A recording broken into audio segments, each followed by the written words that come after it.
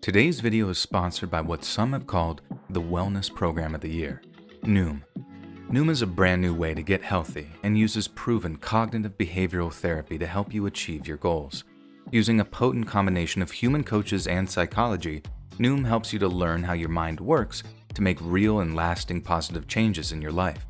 Plus, there's so much more to healthy living than just weight loss, which is why Noom has programs to help you create healthier life balances in terms of professional accountability, increased motivation, and even creating a better sleep schedule.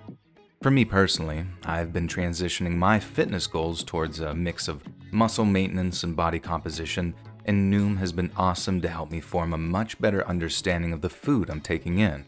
With quick quizzes and educational articles to expand your understanding of the benefits of what you're consuming.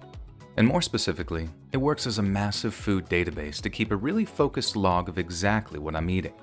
It's great for keeping me directed, but it's been amazing to have the help of real-life human coaches to help me navigate my weaknesses and give alternatives and support that help me create a psychologically balanced relationship with food, which sometimes I don't always have. And after taking your free 30-second quiz at noom.com/letsread, Noom's online evaluation can quickly and easily help you create a dedicated self-improvement program. And what's more, is Noom is offering all you listeners today a 14-day free trial for just $1. So, if you'd like to kick off your own journey of self-improvement, take your free 30-second quiz at noom.com/letsread or click that link in the description to get started.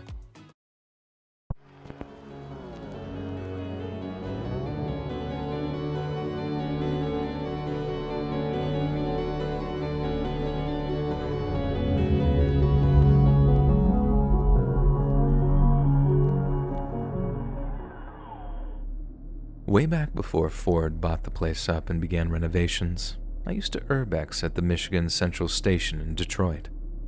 For those that don't know, the old Central Station is a huge 18-story building with a gigantic pitch-black basement. Back then, there were a few ways to get in, but by far the best entrance, which was least likely to get you caught by security, was a tunnel dug underneath the steel wall of the train garage next to the station. It wasn't a particularly long tunnel. It just went deep enough into the ground to clear the wall, but then it came right back up again into the compound on the other side and gave you a straight shot in and out. Like I already mentioned, the garage itself was pitch black with numerous pits so mechanics could work under the trains.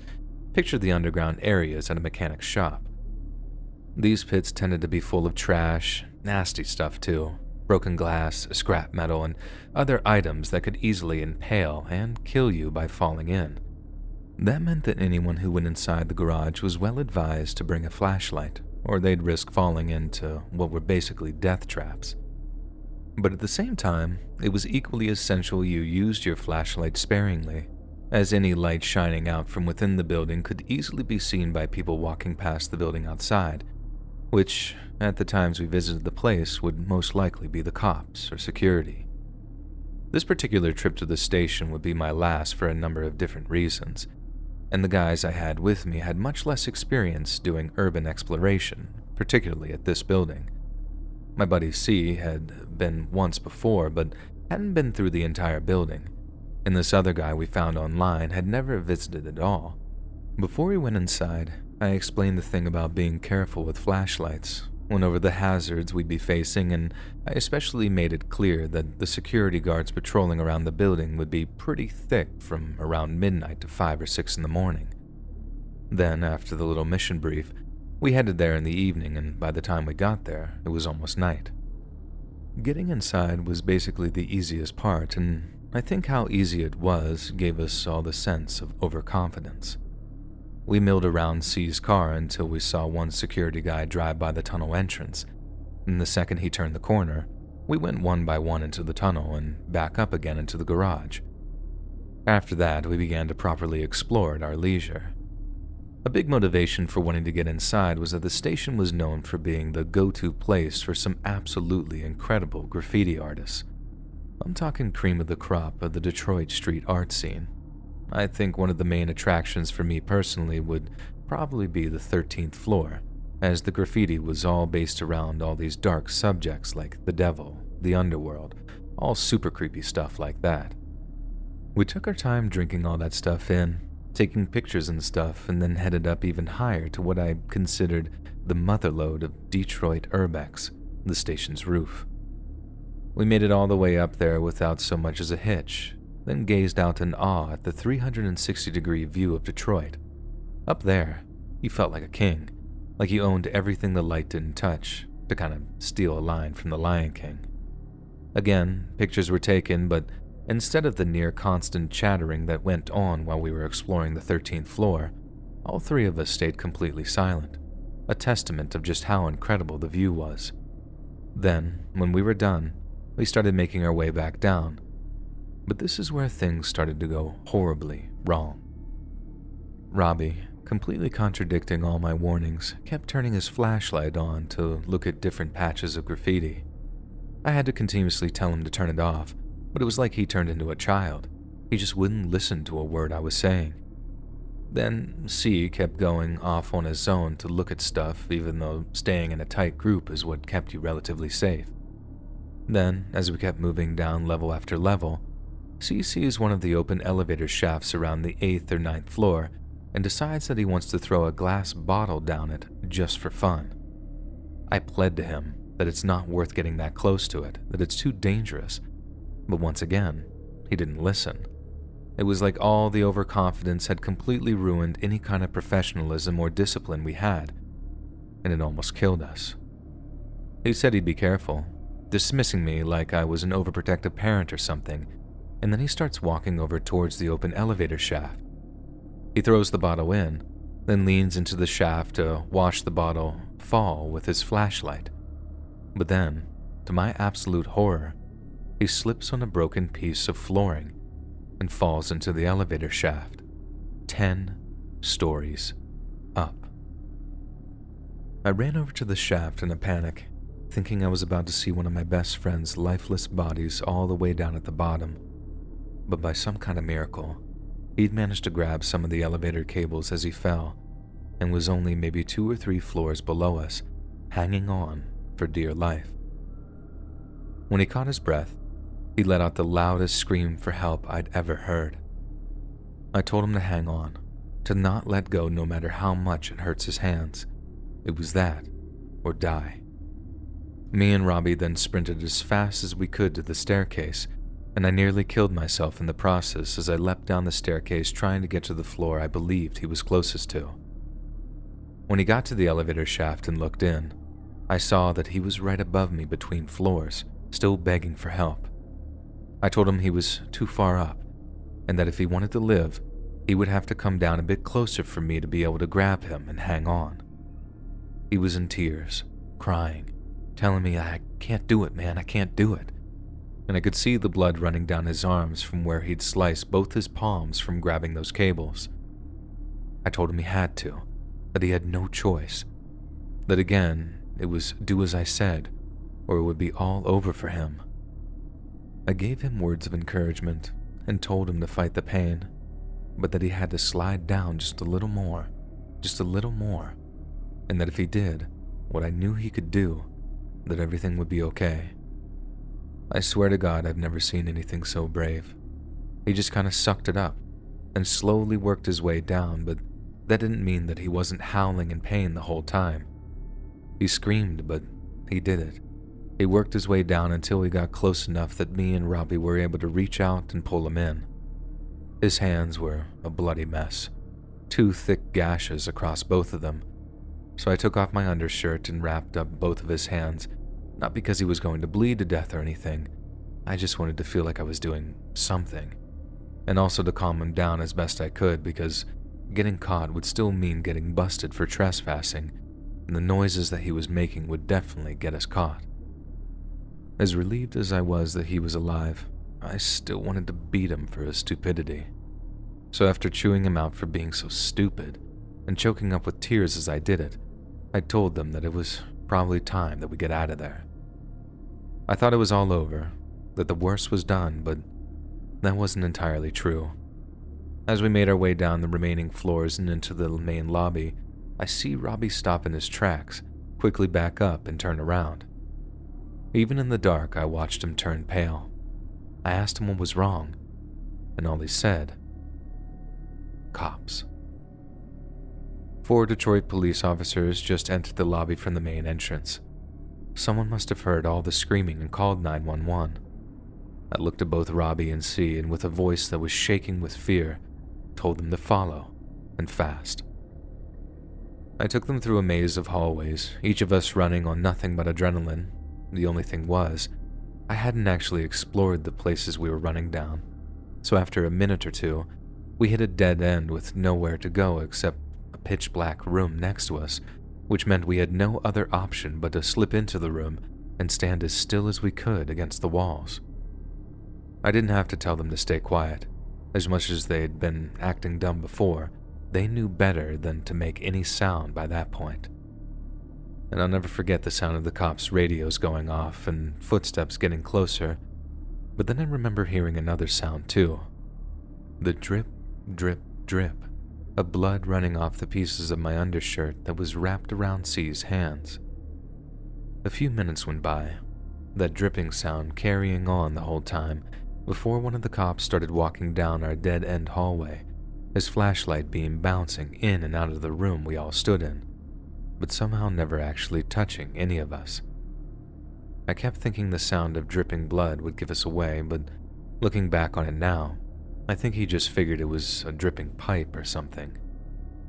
We all held our breath as he was a few feet away from the room, and then heard him say on his radio, "Always clear." I wanted to let out the biggest sigh of relief of my life, but I couldn't. None of us could. We all just stayed silent as he turned around and proceeded back down the hall. We stood there, still and silent for what seemed at least a half an hour, but it couldn't have been any longer than about a minute or two. I could hear my heartbeat inside my ear canals like a drum, just this booming until it finally started to slow down and lessen in intensity. We waited until it was dead silent, then crept our way back to the train garage as slowly and quietly as we could and made our way out. The car ride home was dead quiet, and I never went back to the train station again. We were just focused on getting to the hospital. That was 8 years ago now, and I think about that whole thing at least once a week, how our lives and our freedoms were on the line, but some kind of miracle kept anything serious from happening to us. I guess I should be thankful that all I have are the memories because, for C, he has the scars to remind him too.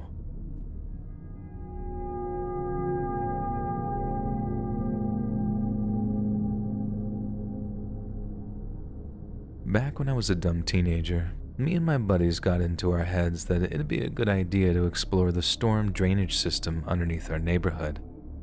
Picture the ones in that It movie, but just all made of concrete since they were the round kind of sewer tunnels made from pre-made pieces. Getting down there was no small feat, and you had to crawl through a real tight fit for maybe 10 to 15 feet before there was any standing room. But then after that, as you explored deeper, you'd find areas that were big enough to drive a golf cart through. Not that it would have been impossible to get one down there, just to give you an idea of how big the tunnels were. Every so often, you come across these really weird-looking structures, things that look like grates or prison bars that only covered half the pipe. Sometimes you'd see a little light coming in from a grate in the road above, but most of the time, we needed flashlights to see anything at all. Every single sound was nerve-wracking, because technically there shouldn't have been any sounds other than running water down there, so whenever you heard anything creaking or groaning, it made the hairs on the back of your neck stand up, while you wondered if you were finally about to run into that sewer gator or whatever urban legend that had gotten into our heads during that day or week or months. It also wasn't like we had a map or anything, nor did we even think to draw one up, so most of the local kids who had gotten to know the system well enough to navigate through it just had all the knowledge in their heads. At one point, we all figured out that if you got lost, all you had to do was choose a turn that led to a bigger pipe. That was because the biggest one ran for about a half mile all the way outside the neighborhood, eventually emptying by a 15-foot waterfall type thing into a local pond and creek. With this in mind, one day my brother, who walked the fine line between brave and dumb, decided to go a different direction from the main junction with his friends to explore a tunnel none of us had ever ventured to. I had joined them that day, and I'm not afraid to admit that I was way too scared to follow him. I'm not sure why I was so creeped out that day. I always felt safe with my brother, but for some reason I just had this really bad feeling that day, so I didn't want to go with him deeper into the tunnels. As he went off, me and two friends stayed in the junction while my brother and his two friends went exploring. But then, after they were gone for 10 or 15 minutes, we suddenly start hearing this terrified screaming, accompanied by the sound of quick footsteps echoing down the tunnels as they came running back towards us. My friends just bolted, and as much as I wanted to run too, it was only my brother that seemed to be in danger, so I just couldn't bring myself to leave him, even if he was with a few friends of his own. Seconds later, I saw them turn around a bend in the most dark tunnel, and I heard one of my brother's friends shouting, "Run, run, run." They didn't need to tell me twice, and I joined them as we all sprinted down the big tunnel. I think the worst part was that we all instinctively knew that whatever was down there chasing us might actually catch us if we had to shimmy back through the small pipes to get out of the way we came in. With that in mind, we ran as fast as we possibly could down the bigger tunnels, flashlight beams just waving all over the place until we finally started seeing light from where the tunnel emptied into the pond. Then, one by one, we all just leapt into the pond below, as getting soaked and ruining our flashlights was much more preferable to getting caught by whatever or whoever they were running from. I was terrified of heights at the time, and I definitely wasn't the strongest swimmer, but the fear and adrenaline took over, and when the time came, I just jumped. When we'd all made it to dry land, it occurred to me that they might have been playing a prank on us. But then the fear in my brother's voice as he insisted that we all go home right away convinced me that they really had seen something down there that had seriously freaked them out. I kept asking him what he'd seen on our way home, but he wouldn't talk to me about it. He just kept saying that he needed to get his head straight, that he wasn't sure who it was that he'd seen, he just knew that they didn't have good intentions. I realized just how serious things were when we got home and my brother told my mom where we'd been and what we'd been doing. He knew that meant that we'd both be in quite a bit of trouble, even more so when our mom learned that he'd let me, his younger brother, go somewhere that dangerous. Mom was obviously angry, but when she calmed down, my brother told her that when he and his friends reached a junction in the tunnel that they were exploring, they came across a spot where light was trickling in from above. There was a pile of trash and debris built up around one of those half-pipe prison bar gates, and laying within that pile of trash, they saw a man, a completely naked man. And when this guy heard them, he raised himself up, covered in dirt and grime, and started crawling out of the trash on all fours in their direction while making this low, growling sound. And that's what had them so scared that they just ran without a thought. Upon hearing that, our mom just called the cops. 2 cops in uniform then drove over to our house to ask my brother to guide them to the location in the pipes where this happened. At first, he refused, but after some reassurance from the officers and pressure from our mom, my brother was convinced to go back. I heard they found exactly what he described, but the so-called man was gone. Then, within an hour, there were at least a dozen police cars around our neighborhood with people and dogs searching that drainage system. They wouldn't tell us much in the way of details, but I do know that they never found the guy who chased us. I heard the dogs following his scent trail to the end of the pipe at the pond, but they never picked up the scent anywhere on the ground around the pond or creek. None of us ever went into the storm drains again, and the guy in the sewers became a kind of urban legend that I'm pretty sure is still talked about in my hometown today. Only my brother and friends know for certain that it's true, and although I didn't see the sewer man personally, I believe that he was real, and there's no way my brother would act like that unless he actually saw someone down there.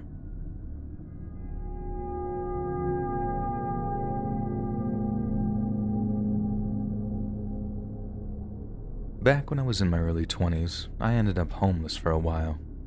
I don't really want to get into exactly how that happened because It's a long story and a really painful bunch of memories, but the point is that I ended up looking for somewhere to squat, and that place ended up being an abandoned house in quite a dodgy suburb here in Rockhampton. Just to clear things up, it wasn't strictly abandoned. It was a full-on squat with several other people living there, but it definitely wasn't legal. We had running water from time to time, which we were basically stealing off the water companies, and every so often they'd send someone out to turn it off, but we just turn it back on again. We also had electricity thanks to this really pollutive generator we kept on the back of our house, and when we had money left over after buying our meth or heroin, we'd buy some petrol to keep it running. When we didn't have money left over, we'd siphon off what we could from cars around the neighborhood. To be honest, it was probably the best I lived while I was homeless, and as much as it was rough living, at least I could wash and have a roof over my head. It was also pretty safe as squats go, as it had these really high fences we had to climb to get in. Yeah, this got a bit annoying from time to time, especially if you were high and weren't in the best frame of mind for climbing, but they mostly kept people from seeing onto the property, and that worked for us. But then the reason it had all these high fences is the same reason that when I first arrived there and went wandering into the front yard, I was greeted by something that made my skin crawl. There was this old doghouse with a broken chain leading out of it. Right in front of the opening was what looked like a load of dried blood. When I asked someone who'd been living there for a while what's the deal with the literally bloody doghouse, they told me this place used to belong to a drug dealer. Nabbed him in a dawn raid and the dog went for the jacks when they burst through the gate. They shot it, took the thing's body away, never cleaned up the blood though, as you can see. That was about the one and only time I ever saw it, as for the most part, we all lived in the rear of the house so that it still looked abandoned if you were looking at it from the street, and we entered and exited the place by climbing over the back fence. Our one big worry was the jacks finding out that we were there, and even then, the laws here regarding squatting is a bit complex, so they couldn't kick us out. If the AFP made it a drug thing, then that would be a different story, but we generally considered ourselves pretty safe outside of that. There was just one thing we didn't consider, and that was the opinion of the house's former owner when word got to him that we were squatting in his place. So, this one night, I woke to the sound of someone banging really hard on the front of the house. The girl I was sharing a room with at the time was already awake, but when I asked her if it was the jacks, she stayed quiet and just shook her head. The police usually announce themselves, don't they? Hammer on the door and shout "police open up" or something. But whoever was outside was staying as quiet as we were. They were really hammering on the door too, so hard the whole house seemed to be shaking, and although we maybe should have actually done something, be it hide or run or at least get ready to defend ourselves, all we did was stay quiet and hope they'd go away, which they did. After maybe an hour or so of silence, the older guy who explained what happened to the dog to me goes downstairs and takes a look around to make sure the bangers had really gone. About a minute later, he comes back upstairs and tells me to come look at the front door. It was already open when I went down, and even in the near darkness, I could see that whoever had been banging had rammed something through the wood of the front door. It was this huge Bowie knife-looking thing, so big that it was more like a machete than an actual knife. We just left it where it was, mainly because there was no way of actually dislodging the thing, but also because we were kidding ourselves into thinking that if we did leave it, whoever had left it there might think that there was actually no one squatting. Like I said before, we had it really good there, relatively speaking anyway, so not everyone wanted to just pack up and leave right away. The girl I was sharing a room with did, though. She was gone when I woke up after going back to sleep, and I think she ended up in one of the legit homeless shelters in the city, but I can't be sure. And the rest of us decided to take our chances. A few days later, me and this other fella nipped out to get some food during the afternoon. We usually hit up a couple of different places in the city, picking up whatever yellow sticker food we could find, pinching more expensive things, and going to food banks for our staples. The point being, we were gone a good couple of hours before we started walking back towards the squat. Because we had to climb in over the back fence, the usual routine was that one of us would climb up and straddle the wall, Then the other would pass the food bags up to them for them to drop down the other side as gently as possible. The other person I was with jumps up onto the wall, takes one look at the squat, then freezes, looking at the squat with this scared look on his face. I asked him what the problem is, and he just looks down at me and says, "Leave the food." I go to climb up myself to see what he's looking at, and he just says, "No," and then hangs on the wall for a second, looking around as if though he's watching for any signs of anyone. Then, only when he saw the coast was clear did he say it was safe for me to climb up. Obviously, I'm curious, so I climb up over the wall myself, and the first thing I see is that all the back windows of the squat had been broken and the back door had been smashed off its hinges. We go inside, and basically everything had either been broken or smashed. All the furniture, all the gear we had there, all either flipped over or completely destroyed. Upstairs, there's clothes everywhere, empty bags and stuff, and it looked like all the other squatters had either left in a hurry or been chased out by someone. In one room, there was this spray of fresh blood on the wall. Not a lot of it, but enough for us to know that some sort of violence had occurred while the place was getting trashed. We salvaged what we could, then just got out of there ourselves. I'm still not entirely sure what happened there, but mine and the other guy's best guess is that the dealer who owned the place had gotten wind that people were using his house as a squat and wanted us out of there. It was his friends, or at least people he'd organized to pay us a visit, that had left the knife in the door as a warning. Then they'd returned on the day of our food shop to make sure everyone was gone. Obviously, not everyone was gone, so they chased them out after hitting someone with something that caused the blood spray. The really messed up thing is that I didn't actually want to go on the food run. I really couldn't be bothered, but it was my turn, and although I tried to convince another one of the squatters to go in my place, that hadn't worked, so I was basically forced to head out if I wanted to eat. If he'd been a good friend and covered for me, it might have been me who took that shot to the head. At least, I'm assuming it was a shot to the head. I don't know of any part of your body that'll squirt blood like that after taking a hit. It's just weird thinking that I was so close to being a victim in that situation, and it makes you wonder if there had been any other times in your life when you narrowly dodged something bad via some spur-of-the-moment decision or whatever. For anyone wondering, I'm doing much better these days. I have a job and I'm living back with my mom until I can afford a deposit on a place of my own. I'm not exactly flying high or anything like that. I only work in a burger joint and the pay is pretty terrible, but anything is better than living in squats as an addict. That's something I never want to go back to. Click the join button to become a member today for exclusive content. When I was growing up, me and my family lived on a council estate that was within spitting distance of some abandoned docklands. My hometown used to be famous for its shipbuilding, but we suffered a massive economic decline in the 70s and 80s, and this meant that miles upon miles of industrial sprawl was left almost completely deserted.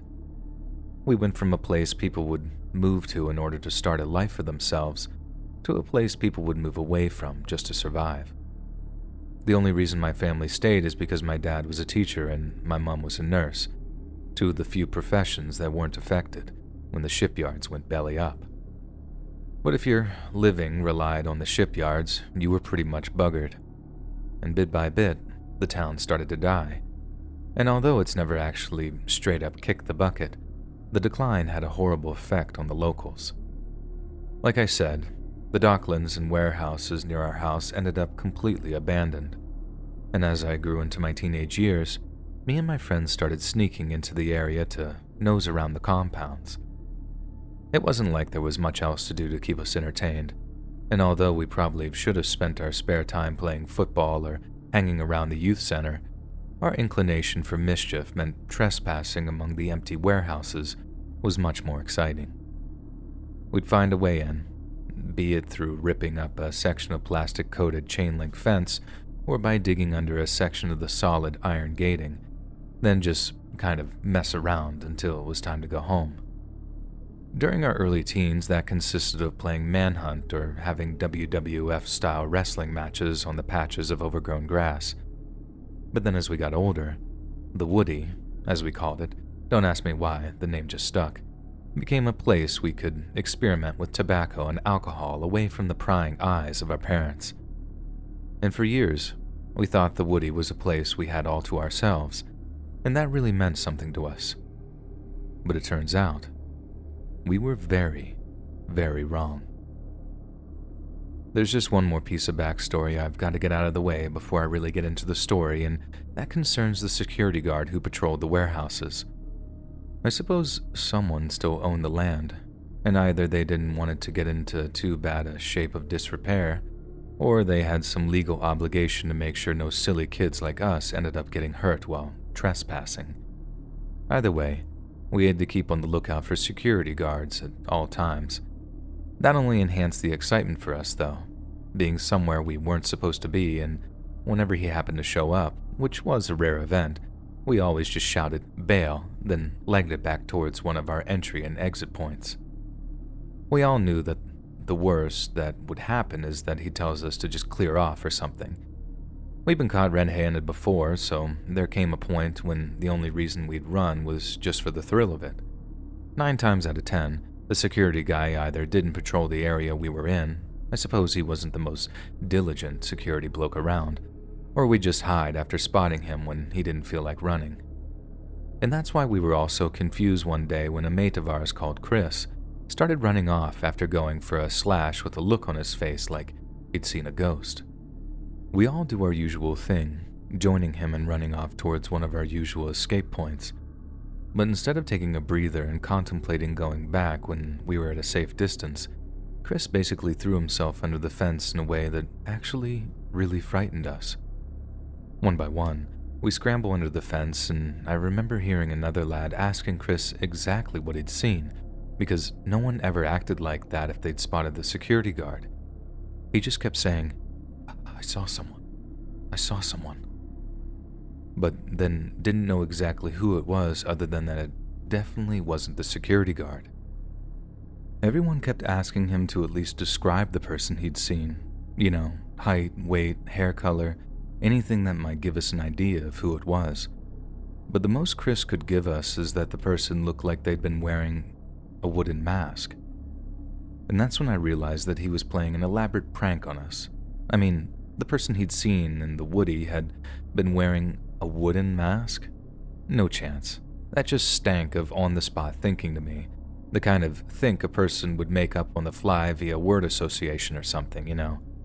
Okay, maybe I'm describing that wrong, but I'm sure you get what I mean. I just started to smell nonsense all of a sudden, and I basically decided there and then that as much as his acting had been BAFTA-worthy, it was just that, an act. After that, he just wouldn't come back to the Woody with us and insisted we find somewhere else to hang out. This almost caused a bit of a rift in our friend group, and for a while, we just didn't see Chris outside of school. But then eventually, I think we just missed all hanging out together, so we compromised and found another place to hang out there that wasn't among the abandoned warehouses. This also might have had something to do with the fact that Chris's dad was a raging alcoholic, and that Chris would basically steal cans of beer with his dad, assuming he drank them all by himself. But at the same time, we did genuinely miss hanging out with him. So, cut to a few months later, when spring had turned into the summer holidays. The Woodface man had turned into a bit of old wives' tales among us by that point, and a few of the other kids in our year group had heard Chris talk about him as well, but the whole time I just took mild amusement in the idea that it was all just some big mess about. Me and Chris are down by the stream that ran through some farmers' fields about a half an hour away from our estate. I mentioned something about missing hanging out about the Woody, and he flat out says, I effing don't. I laugh, and then tell him to wind his neck in, that he doesn't need to pretend that the Woodface man is real around me, that I know he was only taking the mick to scare people and that it was nothing but a prank. I actually expected him to crack a smile and say, alright, you got me, before admitting that he just couldn't be bothered risking his neck in such a dangerously crumbling place. But instead, he actually starts getting really annoyed with me and says things like, You calling me a liar, are you?" I tried explaining that I wasn't strictly calling him a liar, more like it was just a very effective prank he'd used to get us all to hang out somewhere different. And this only makes him more angry with me, and eventually he just gets up and storms off. Obviously, I followed him, telling him I didn't mean anything by it, but he didn't talk to me for like the whole way back into town. I learned pretty quickly to just not bring it up anymore, not so much because I actually believed him, but because I knew it would only cause a fight, and then that's about the last time we talked about it for almost 2 years. So 2 years after the whole wood-faced man thing, there's this horrible incident involving a really nasty assault that occurred on what we called the Woody, but what all the adults always called the abandoned industrial estate. Somehow, the police got wind of the fact that we used to hang around there a fair bit, and one day, I come home from a bike ride to find these 2 policemen sitting in the kitchen with my mom over a cup of tea.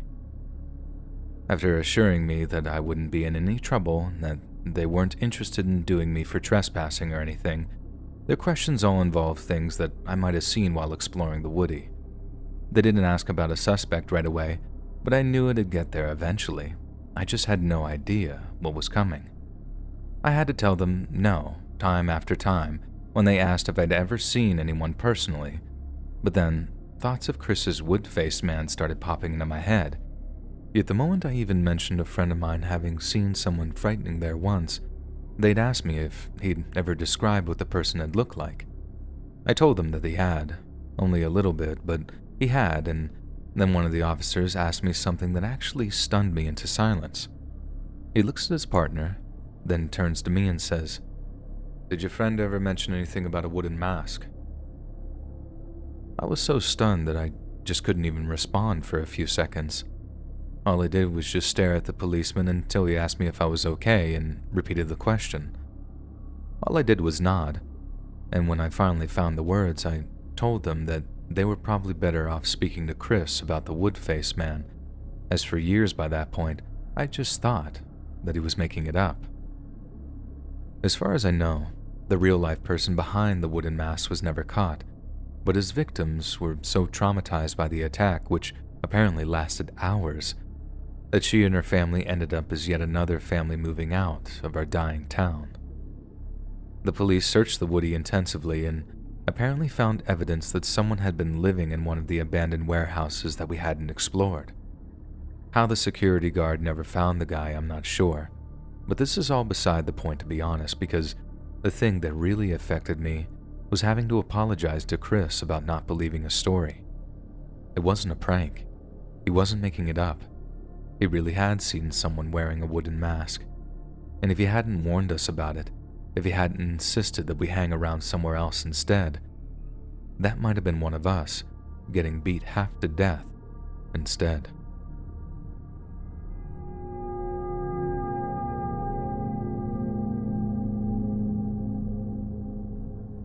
So, we're back all the way back to 2012 for this one, to when I first moved out of my parents' house and into a place of my own.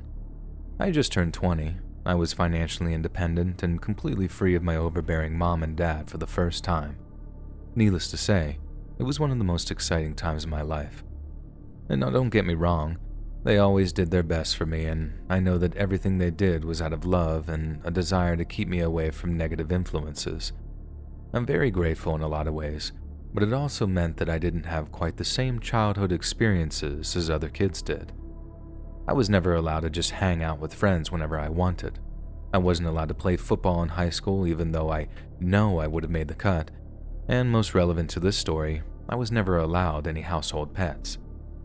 That last thing was more because they just didn't want any animals quote-unquote messing up the house, as they put it, and not so much about keeping me safe. But then when I checked in with my landlord and found out that I was free to keep a pet, so long as I didn't mind losing my deposit if they messed the place up, I realized that one of the first things I wanted to do as a newly free man was to become a dog owner. So I went down to the SPCA here in New Orleans, as I was told that it was the most ethical and probably the cheapest way to get your hands on a furry friend. And I know this might sound like a cliche, but when I saw a lady for the first time, it was love at first sight. It was my girlfriend that had the idea to name my new best friend Tramp, as in Lady and the Tramp. But when I saw a lady, who was an adolescent Doberman at the time, I knew it had to be her. Obviously, I couldn't exactly go naming a girl dog Tramp, so I went with Lady instead. It was just too perfect a backup name not to use. I took great care of Lady, and she was never just some manifestation of my need for freedom and new experiences that ended up getting neglected in any way, but I will admit to being kind of irresponsible with her. Like I mentioned earlier, I just wasn't allowed to have any real freedoms before I moved out, and honestly, that was a huge motivation to move out too. So when I finally did, I turned almost every one of Lady's walks into a miniature adventure, and tried to make up for all the years that I wasn't able to go where I wanted and when I wanted. So one summer's night back in 2012, I took Lady with me to explore quite an upmarket neighborhood that hadn't quite recovered from Katrina at the time. It's a totally different place now, almost completely unrecognizable from the years following the hurricane, and I remember coming across this beautiful 4-story house that I realized was completely abandoned. It had these big balconies, an enclosed private courtyard, and the place was spectacular, and I suddenly got this overwhelming urge to explore it. Granted, I know that's trespassing and that it was definitely an irresponsible thing to do given that I had Lady with me, but it wasn't all broken glass and rusty nails, so I figured it wasn't hurting anyone if I just took a look around. The main gate wasn't locked, but it had all these signs up saying, "Warning, do not enter," which I half paid attention to at first, until I took a look around and realized that they were probably only there just to keep people out. As I said, aside from some obvious water damage and a little structural damage at the rear of the house, the place looked almost untouched by Katrina. So in we went to take a look around. After taking a look around the first floor and deciding that the place was definitely empty and safe enough to explore, I made my way up to the second and third floors. Lady wasn't on a leash. I hardly ever kept her on one, and I suppose that spoke to the fact that I didn't want to treat her like I was treated as a kid. I know that might seem kinda dumb.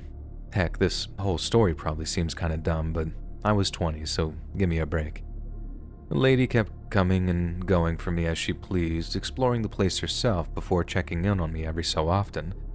And that's how we always did it, and I only really put her on the leash whenever strange dogs or cats were around, as I didn't want her running off after them or starting fights. Anyway, I get up to the second floor on my own, and I wandered into one of the back rooms. It was honestly one of the most beautiful rooms I'd ever seen. Opulent doesn't even really cover it, and I was amazed that the place was even abandoned at all. The only sign that anything was wrong was that the window was missing, totally missing, and there were signs that there had once been a balcony, but it was gone for whatever reason. I hate heights, so I didn't get too close to the edge, but I ended up looking down into the courtyard below, and again, it was just magnificent. It was kind of overgrown, but that somehow just made it look even cooler. There were all these statues, a fountain, some marble-looking benches that had these arches over them, and I decided that the angle I was at meant that it'd make for a great picture. So, I reach into my pocket, take my phone out, then right as I'm about to snap a photo, I hear something moving really fast, coming up behind me, and I'm not even beginning to turn when I see Lady bolt past me towards the opening where the windows had once been. I can barely even describe what I was feeling as I watched my beloved Doberman running towards this wide-open hole with absolutely no signs of stopping. Then all of a sudden, right when she got to the edge, she just jumped, threw herself down onto the stone courtyard, and I had no idea why. I had already started running towards the stairs when I heard Lady yelp as she hit the ground outside, and when I finally got to her and went to pick her up, I saw that she was covered in blood. She wasn't yelping too loud, just whining, like she was completely in shock. I figured I'd have to pick her up and carry her out of there, maybe because she'd broken a bone and had ripped through her skin, and that's what was causing all the blood. But as soon as I went to pick her up, she just got up off the ground all shaky and started to walk. I honestly figured it was just the adrenaline still pumping in her, and walking was going to hurt her even more, so even though she seemed like she wanted to walk it off, I still picked her up and basically ran all the way back to my apartment. I still remember the smell of the blood in the humid air, how it heated up from the friction and my body heat. I always heard that blood had a coppery smell to it, and that's the night that I found out that was true. When we got there, I put her in the backseat of my car, then drove over to the Mattery Small Animal Hospital to get her some treatment. And it was there that things started to get weird.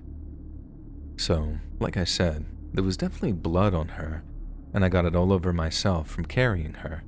And because of that, she got triaged real fast at the vet's and we got seen to almost straight away. But then, as the vet is looking her over, trying to find the wounds, he couldn't find any. He's cleaning her fur off bit by bit, trying to find some deep cut to break or anything that might cause the bleeding, but he couldn't find anything. Most he could find was some swelling from where she hit the concrete outside. The vet seemed pretty happy to report that there was nothing really wrong with Lady, and that I should just keep her inside and resting for a few days while the swelling went down. He also suggested that what had happened was that she'd killed a rat or a possum or something, then had gotten overexcited about it, bringing the whole kill to show it off to me, and had underestimated her stopping distance or something. Dogs can do some dumb things from time to time, I get that, but not Lady. She just really wasn't like that. Besides, I didn't see the rat or possum she'd killed anywhere, and I feel like I really would have noticed if she had something next to her or in her mouth when she first appeared. So, what happened for her to get all the blood on her? It's not something I thought about too much in the immediate aftermath, as honestly, I was just so happy that she was okay that my thoughts didn't wander on to any of the real questions. But then as time went on, I really started to wonder just what in God's name had happened that night. For example, I feel like I'd have heard her growling or barking or something if she came across a small animal that she wanted to kill, and that whatever she killed would have made some kind of noise after she attacked it. I once heard a rabbit getting attacked by a hunting dog on TV, or at least the dog grabbed it after the hunter had winged it or something, and my God, the noise it made was enough to wake the dead. So the idea that something traumatic had happened to her, all completely silently, or at least so quiet that I didn't hear it, it just doesn't make any sense at all. I once told a friend the same story a few years back, and he told me something that haunts me every time I reminisce about this whole incident. The lady wasn't hurt by anything, at least not in a way that the vet could detect. She hurt someone or something that actually wanted to hurt me. I don't know if I quite believe that. I don't know if I want to believe that. But deep down, a part of me thinks that's true. And it wasn't Lady that was lucky to be alive after that night. It was me who was fortunate enough to walk out of that abandoned place without being hurt or killed.